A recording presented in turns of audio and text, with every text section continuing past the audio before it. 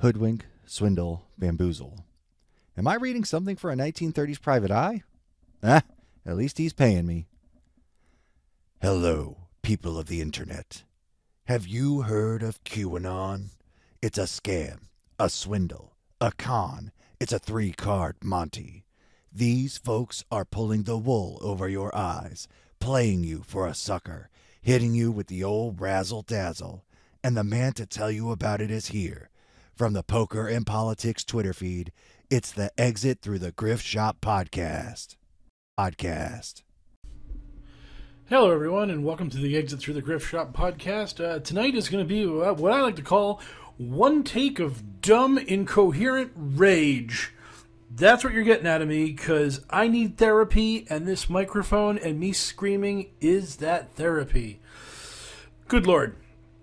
This was the dumbest night I have dealt with in a long time. I was getting ready to do a thread on a dumb tweet that Joe M posted. I know that's shocking. I'm sorry if anyone fell down and hurt their tailbones because I claimed that Joe M had made a stupid tweet. Apologies, that's totally my fault. I should have warned you. And I was sort of mulling it over how I was going to tell the story of why Joe M is terribly wrong for the 1000th time. And then I got home and I was hanging out. And then QBaby happened. And that was my night right there. Because the trolls came flying out of the woodwork to scream and yell at me and tell me what a dumb idiot I am. And how this is the ultimate validation for everything they've ever believed. And that I have to be an ignorant moron to not see the brilliance and the genius and the truth of Q in the form of a couple of Trump supporters holding up their infant child in the air, aloft. And what Donald Trump saw was a baby that had the word Trump written across the front of its onesies. He did not see the Q on the back of the baby.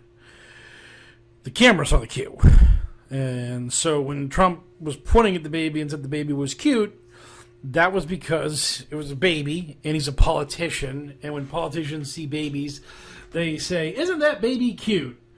Because that's how you make the parents happy and how the parents decide to vote for you. There is literally a reason why they call it shaking hands and kissing babies when politicians are out and about working the crowd. You have only seen a million photos of politicians with crying babies or babies that they manage to calm while they hold them or this, that, the other thing. But baby soothing is a important thing when you're a politician. It's a part of the job. But Donald Trump pointing at a baby and saying it's cute, that was it. That was the end of the world. Everyone lost their minds. Pragmatic, Joe M., Julian Rum, who is kind of tries to portray himself as the sensible, moderate Q guy. Jordan Sather brought up the fact that it happened on the 17th, because anything that happens on the 17th is double plus extra Q proof. I need one of those air horns to just like fire off in these situations to just really sell the Q proofiness of all of it. Everyone's just totally in on this stupid baby. Incarnated E.T., he completely lost his mind. He put a deadline on this thing, which, not a good plan, Incarnated E.T. Just gonna warn you, this is gonna blow up in your face for the 1,000,000th time, but hey, you do you, bro. Incarnated E.T. decided to ignore the baby, and he went with the fact that Trump was talking about his dumb video where Trump is president forever, even though he's 73 years old and showing signs of dementia and probably isn't going to make it the full 2 terms with his faculties intact. But, I mean, hey, you do you, Donald Trump. You pretend to be that you're going to be president in 2040, because that's a thing that will happen. But Incarnated E.T. took Trump, and Trump aggressively misspoke and said 2014, 2018, then had to correct himself again. And then he went to 16, 20, blah, blah, blah. He just counted off all the years of elections. And Incarnated ET followed the Q drops. And apparently, Q drop 44 is when Q made a statement that Trump's going to say something very important on a Friday. And so now, Incarnated ET, I don't know if the baby, the thread didn't say anything about the baby that I saw. My eyes were bleeding at this point from all the stupidity about this baby. But he might have brought the baby up in the thread, but what he really cared about was that he was just following the Q drops from 16 to 20 to 24, blah, blah, blah, to 44. And pretty much those Q drops are all the standard. That was the early Q, the Tom Clancy novel Q, where stuff was actually going to happen. Stuff was going to happen on a timetable. It was going to be quick. It was going to be painless. It was going to be effective. We were going to crush the deep state and win. And then reality got in the way, and suddenly Q became a giant holding pattern because people wanted to believe the lies, and Q was willing to tell them the lies. So, Incarnated ET believes that Trump is going to tweet out "The storm is upon us" on Friday, and that then all the bad guys go to Gitmo and the world is saved. So that is a tight deadline he has set. 2 days. 2 days before the world ends, according to Incarnated ET.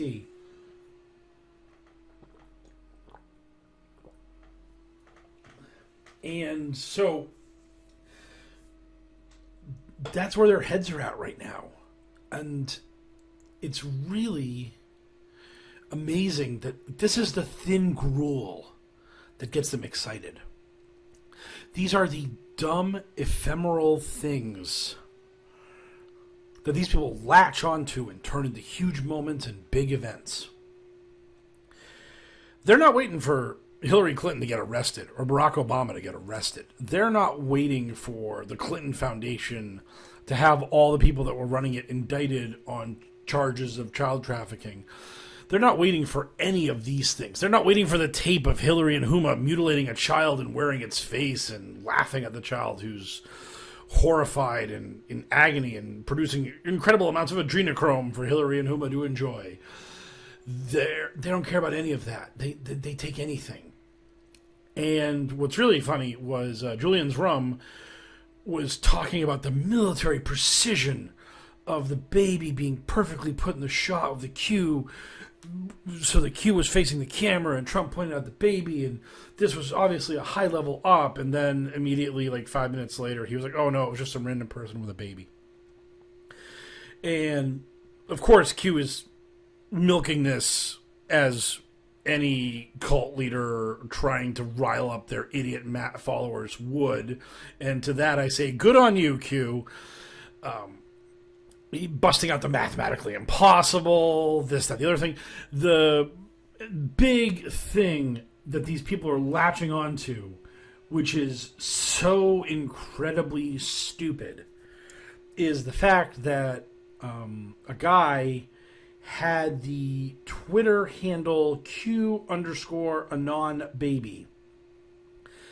And this guy told a story that he met Trump and asked Trump about Q, and Q gave him a sort of non-answer. He gave him a non-answer answer and said, I've heard they're good people. And that's the guy's story about my encounter with Donald Trump. And then I asked him what the whole deal with Q was, and I got that response. So that was QAnon Baby's big moment in the QAnon mythos, in the QAnon world.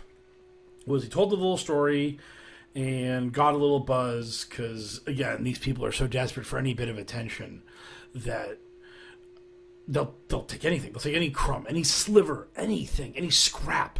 They'll just gnaw on it like a hungry dog. So because a guy had the Twitter handle Q_anon_baby, and then someone put a baby in a onesie and drew a Q on the back of it and held that baby up at a Trump rally, that's a connection. That is a Q proof. Now, the funny thing is that QAnon baby and the parents of the QBaby have nothing to do with each other. And the odds of someone doing something like this were pretty much 100%. People dress their babies in all kinds of political material or dumb jokes for adults to read because the baby doesn't know what's going on. It's a baby. It's not coherent. It's just eating and pooping and peeing and just having its brain slowly develop so it can become self-aware in a few years and start grasping the whole concept of being a human being and whatnot, will you? So putting a Q on a baby is the same thing as putting a daddy was supposed to pull out on a baby. Or if you have a mother who is a Yankees fan and a father who's a Red Sox fan, the mother's parents will come in and bestow the child with a Yankee onesie to kind of give an FU to the dad, and the dad's like, well, it's free clothes for the kids, so what do I care? It's like that kind of thing. This was just a silly, dumb thing that someone was going to do at some point because that's the way the world works. You dress your children in the crap you want them to wear when they are incapable of fighting back because they're a baby and they don't have any concept of what's going on around them. So these young parents put their kid in a Q onesie with a Trump on the front, and now the world is burning because that's all they need. All they needed was this stupid thing. And it made them all feel so good that they got it. Could you imagine being this desperate, this grasping, this needy, that such a unbelievably pedantic and tiny thing could send you through the roof? I mean, it's really incredible that these people get nothing. And they make something out of it. And they do this repeatedly. This is every Q proof that has ever been created in the history of QAnon. It is a nothing event that these people twist into something important, into something meaningful, into something impactful. And like all night I've had people throwing it in my face. They've been like, boom, take that, poker. I mean, how can your eyes remain closed now? There was a baby in a onesie with a crudely drawn Q on it. How can you deny the truth? And it's like, I don't know, because this isn't a thing. Put Hillary and Obama in shackles, and then I'll think this is a real thing. I'll also think that the American Republic is being destroyed, and then we have a lot bigger problems than a guy posting on a child porn in Nazi haven to worry about. But at least that would make me think you got a point. I'd be like, yep, Hillary and Obama are being arrested. And there's a video that is not a deep fake showing Hillary and Huma Abedin flaying a small child and playing with her severed face. And there's the photo of Obama shooting up an American flag. Goes to show what I know. You guys got me. I lose. I mean, I'm not asking for Q to do much here. I'm just asking for the Q to produce the evidence the Q said they have. I mean, if Q never said any of these things, then I wouldn't be asking it of Q. I'd be like, well, maybe Q will find some evidence and he'll bring that up. But no. Q has made it clear. He's got photos of Obama shooting up a U.S. flag. He's got the video of Huma and Hillary mutilating a child. He's got all this evidence. And he doesn't present it for some reason. He never presents it. Why does he let these people roam free? What good is evidence if you don't use it? What good is all of these implications? He constantly brings up Adam Schiff and the Standard Hotel. And no one knows what happened to the Standard Hotel, but he knows what happened to the Standard Hotel. Why doesn't he tell us? Why doesn't he show the evidence of what happened to the Standard Hotel? Nope, just not going to happen. Eventually, at some ill-defined point in the future, Adam Schiff will be arrested for the crime at the Standard Hotel. Whatever that is. And this is the whole thing about Q is that the big payoffs, you never get them. Q will never deliver. He will never come through for you when it matters, on what matters. Arrests, evidence, actual powerful people being implicated, being indicted. Nope, that's not going to happen. Q was busy whining about Jussie Smollett a couple days ago. He's an actor. He's a guy. I really didn't know him. I didn't follow the show. I didn't follow Empire. Didn't follow the show. Can't say I really knew him. But he's going to be federally indicted. And Q was very adamant about this. And got a lot of people really fired up about it. And it's like, why? Why did Q bring up the fact that Patton Oswalt was a pedophile and he was going to go to jail for that? Why did Q attack Rachel Chandler and said that she was 100 times worse than Allison Mack? And if she was 100 times worse than Allison Mack, why hasn't she been arrested yet? Why does Q have this real scattershot nonsense, just throw everything at a wall and just name everybody and implicate everybody, but never actually prosecute anybody? But he got Jeffrey Epstein. No, he didn't. He did nothing about Jeffrey Epstein. Jeffrey Epstein was a known monster for over a decade. He's always been scum. And again, Alex Acosta, Trump's Secretary of Labor, was the guy who let him walk, gave him the slap on the wrist. And I've seen all the mental contortions about Acosta. I've seen Joe M. do all the jumping through hoops that he possibly can to explain why Acosta was granted such power in the Trump administration, even though he had done this terrible thing that flies completely in the face of what QAnon supposedly stands for. Because this is the incoherent nonsense of this movement. It's just a baby being held at a rally and a politician pointing at that baby and saying, that baby is cute. And that's all these people need. And they run with it. And they throw that in my face. And when I bring up Alex Acosta to them, they tell me I'm a monster. They tell me that I'm wrong and I'm stupid and I should shut up. When I show the actual corruption, the actual rot inside the Trump administration, I'm just a bad guy.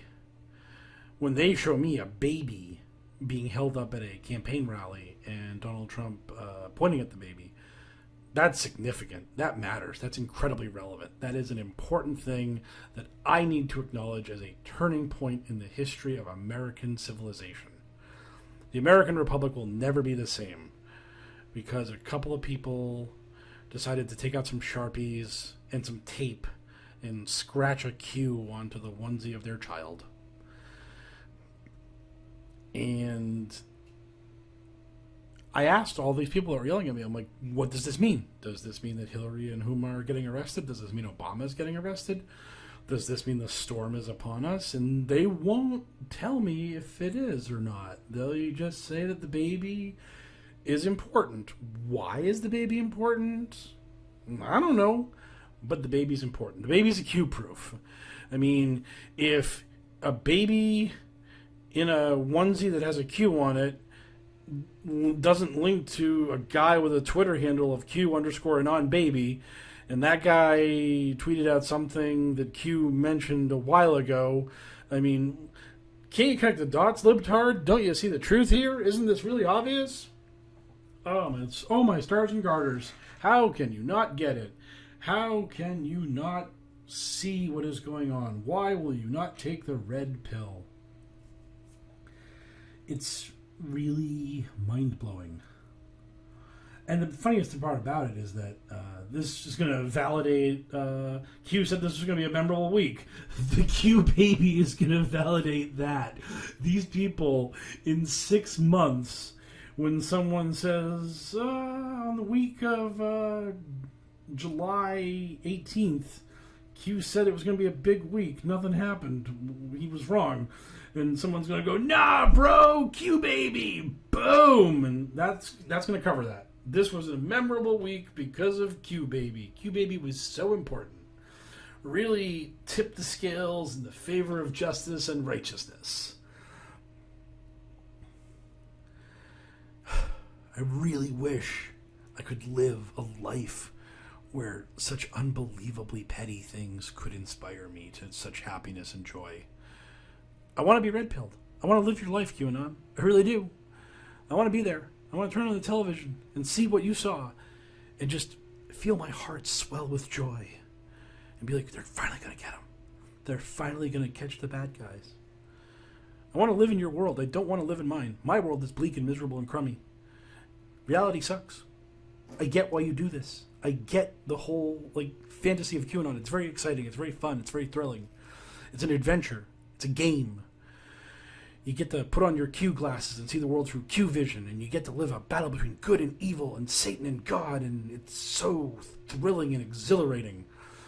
And it makes those 8 hours at work just fly by because you get to come back home and crank out some memes and really stick it to those evil libs who just won't listen to you about the truth of the world. Problem is that there's nothing there. That world is not the real world. It's a fun place to go. It's fun to visit. It's like an escape room. You go in, they tell you a story, and then you got to use your wits to win over the course of an hour. And it's a test of your brains. It's a test of your ability to explore the room and search everything and find the keys that are hiding here and there. It's just fun. It's an adrenaline rush. It's thrilling. But the escape, when I'm done with the escape room, I understand that was a fantasy. That I wasn't really on a submarine. I wasn't really in a spaceship. I wasn't really at a crime scene. I was just playing a game, and I was trying to win the game. That's all QAnon is. It's a game. And if you're not making huge money off of people in QAnon, you're not winning the game. Because the game of QAnon is a scam. That's it. It's a scam. People are taking your money. They're taking your time. They're going to take your vote. And you get nothing out of it except for validation that is being pumped into you by people that are lying to you and validating you and making you feel better about yourself through lies, and a corrupted view of the world because you believe that all your enemies are satanic and monstrous and evil, and they're not. They're just people. You're just people. We're all just people. That's it. That's all what's going on. And I really hope that 3-4 months from now, when the fever of QBaby has faded away and nothing's happened and Hillary and Obama still aren't in jail yet, and we're getting closer and closer to the actual 2020 election, just ponder it. Just ponder it for a minute and say to yourself, is there something to this? Is there really something to this? Or am I being sold a bill of goods? Because it's option B. You're being sold a bill of goods. You're being lied to. You may want to be lied to. And I understand that. It's cool to be told lies that you want to hear. We all do it all the time. So QBaby is a thing. I've pumped out a lot of the rage, a lot of the just frustration that this silly event has inflicted upon me. I might do another podcast tomorrow. Might actually talk about the Joe M thread some, and that's good stuff. So I'll catch you guys later, and have a good day.